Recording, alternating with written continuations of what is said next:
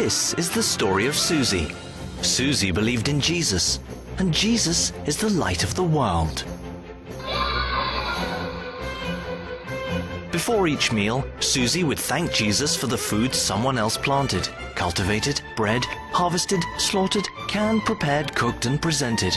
No food would be eaten until it was properly blessed. Before bedtime, Susie would pray for Jesus to heal the sick, comfort the afflicted, and ease the suffering in the world. Of course, when Susie awoke, the world's problems were still there. But somehow, it was all part of God's divine plan. When Susie got sick, she prayed for healing. Then she paid a doctor, took prescription medication, and took weeks to recover naturally.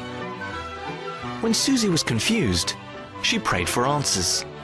When her ears picked up no audible reply, she simply guessed and called it divine inspiration. When Susie's mother was in a car accident, Susie thanked God that Mum was only horribly injured and not killed immediately. Susie then prayed to Jesus for healing, and then she paid thousands of dollars to trained medical personnel.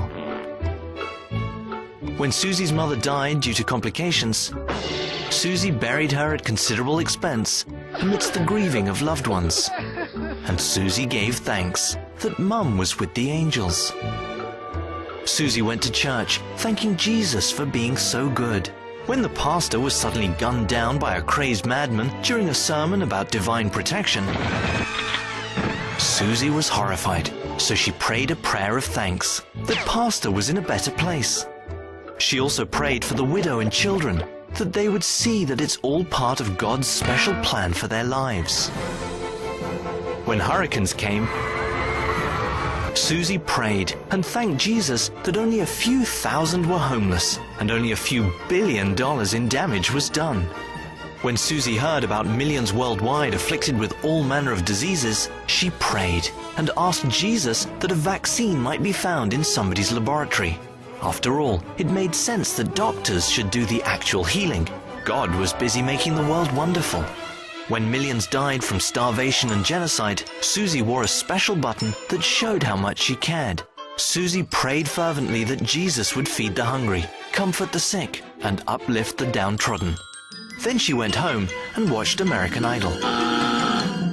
Yes, in every neighborhood, in every city, in every state, in every country, across the planet, Susie saw the omnipotent hand and never-failing love of God. And once again, just before bedtime, Susie closed her eyes and said her prayers, because she believed in Jesus, and Jesus is the light of the world.